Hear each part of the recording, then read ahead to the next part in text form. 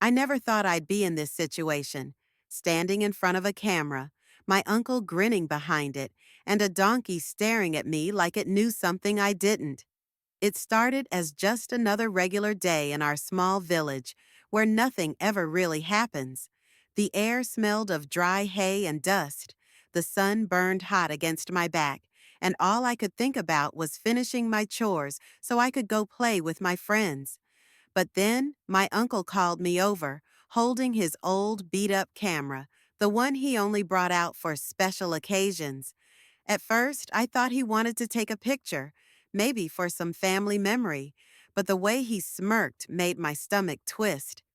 "Come on," he said, waving me over. "I need you to do something with the donkey."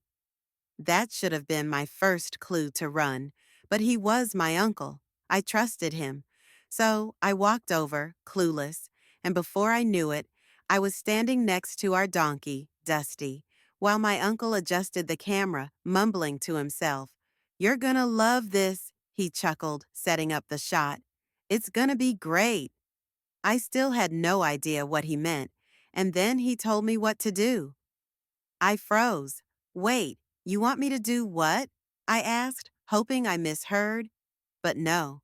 He repeated it, even more excited this time, as if this was some brilliant idea. My stomach dropped. I looked at Dusty, then back at my uncle. He was serious. For a moment I considered running, saying no.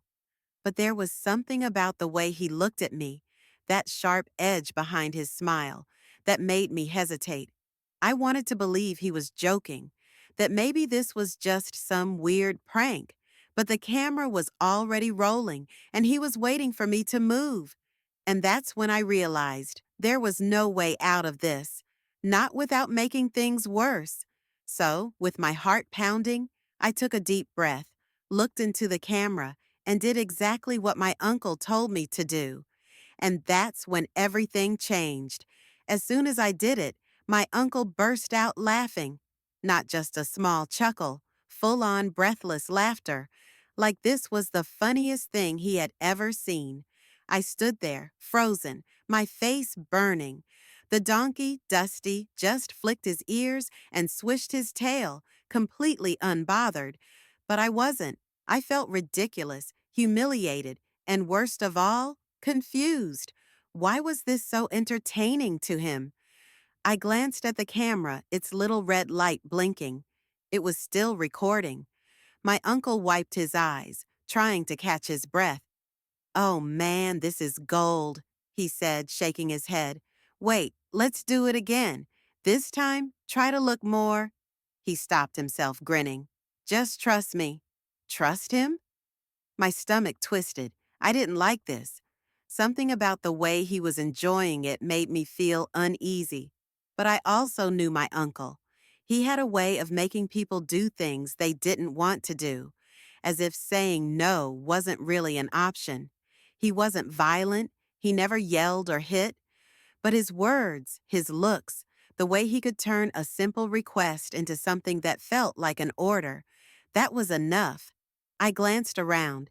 The yard was empty. My parents were inside, probably busy. Nobody was here to stop this. It was just me, my uncle, the donkey, and the camera. "Come on," he urged, adjusting the lens. "One more time." I swallowed hard. My hands clenched into fists at my sides. I didn't want to do it again, but I also didn't know what would happen if I refused. And that's when I realized I was trapped. I took a shaky breath and looked at Dusty. He stood there, calm as ever, completely unaware of the strange situation unfolding around him. I wished I could trade places with him, just stand there, unbothered, without a care in the world. But I wasn't that lucky. My uncle tapped the side of the camera, impatient now. "Come on, kid. Don't make this difficult." His voice was lighter than before, but there was an edge to it, something almost warning me not to push back. I thought about running. If I just bolted toward the house, maybe I could tell my parents, pretend I suddenly remembered I had something important to do. But then I thought about what would happen if I did. My uncle would laugh, call me scared, maybe even tell everyone in the village some twisted version of this story that made me look like a fool.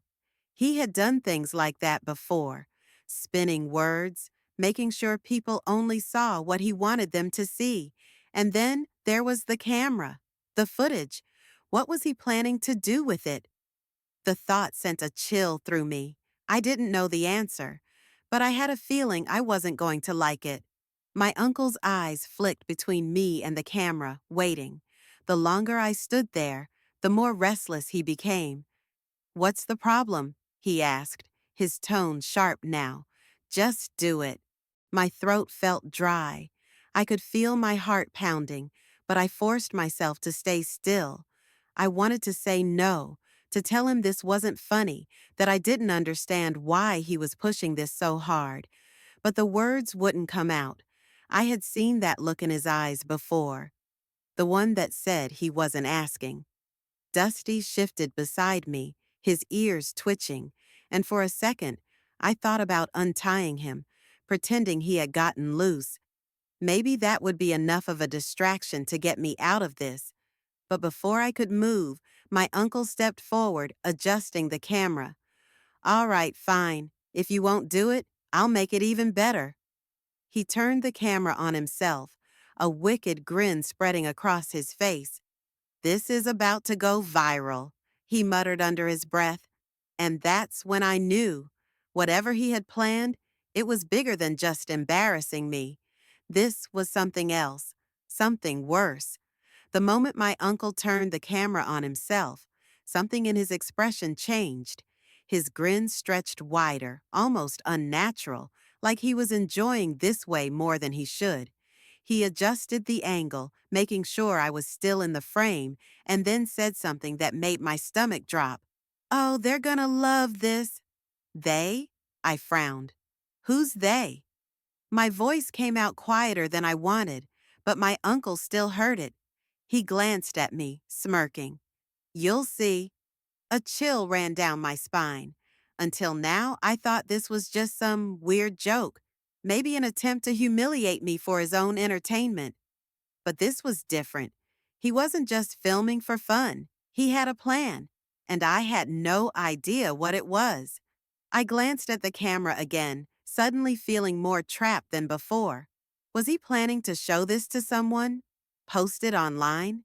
The way he kept checking the footage, the excitement in his voice, it was like he was crafting something, making sure every second was exactly how he wanted. Dusty let out a slow huff, shifting his weight. The small sound felt deafening in the tense silence between me and my uncle. Then, out of nowhere, my uncle's phone buzzed in his pocket. He pulled it out, glancing at the screen. His smirk faltered. For the first time since this started, I saw something new on his face. Hesitation. He read the message again, his grip tightening on the phone. Whatever it said, it wasn't what he was expecting. And then, without warning, he turned off the camera. Just like that. I didn't know why, but I could feel it in my gut. Something had just shifted. And whatever it wasn't over yet. My uncle's expression darkened as he stared at his phone. His fingers tightened around it like he was debating something. His whole body suddenly tense. I had never seen him like this before. Not cocky, not amused, just uneasy. Then, without saying a word, he turned away and started deleting the footage. I blinked, barely believing what I was seeing. "Wait, what are you doing?" He didn't answer. His hands moved fast, scrolling through files, erasing everything he had just recorded. The excitement he had a minute ago was completely gone, replaced by something colder. I stepped closer. "Who messaged you?" He shot me a glare, the sharpness back in his eyes. "Forget it," he muttered. "This never happened." But I couldn't just forget it. He had been so confident, so sure of whatever he was planning. And now, just like that, he was shutting it all down? Something didn't add up. Dusty flicked his tail, shifting beside me, but I barely noticed. My uncle stuffed his phone into his pocket, grabbing his camera roughly. "Go inside," he said, his voice low. For the first time, I saw something in him I never expected: fear. I hesitated, but then the door to the house creaked open. My mom stepped out, looking at both of us with suspicion. "What's going on out here?" My uncle forced a smile. "Nothing. Just messing around." But I wasn't buying it. And from the way my mom's eyes narrowed, neither was she. I didn't know who had texted him or what scared him so badly, but one thing was clear: whatever he had planned, someone was watching. And they had just stopped him. My uncle didn't say another word. He just gave me one last look before turning and walking away, gripping his camera like it was suddenly worthless. I watched him disappear around the side of the house, my mind racing. Whatever had just happened, he wanted to bury it, but I couldn't stop thinking about that text. Who sent it? And how did they know what he was doing? My mom was still watching me, her expression unreadable. "Are you okay?" she asked. I wanted to tell her everything, but I wasn't even sure what everything was. So I just nodded. "Yeah, I think so." She didn't look convinced, but she didn't push. Instead, she glanced in the direction my uncle had gone and sighed. "Come inside. Dinner's almost ready." As I followed her into the house, I glanced back at Dusty. He stood there, flicking his ears, like none of this had ever happened. Maybe in his world it hadn't, but in mine, things had changed. I didn't know what my uncle had planned or why he suddenly backed off, but one thing was clear: he wasn't in control anymore. Someone was watching him, and for the first time, he was the one who felt trapped. I never found out who sent that message or what they said. My uncle never talked about that day again. In fact, he barely picked up his camera after that. It was like something had shaken him, made him rethink whatever he had been planning. And honestly, I was fine with never knowing. Because whatever it was enough to stop him. And that was all that mattered.